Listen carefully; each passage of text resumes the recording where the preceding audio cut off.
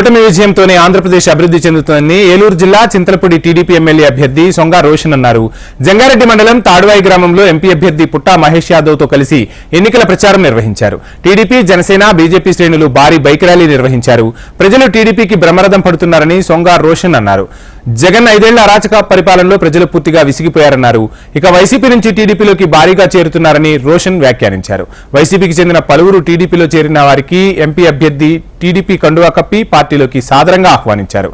YCP నుంచి పలువురు టీడీపీలోకి చేరారు.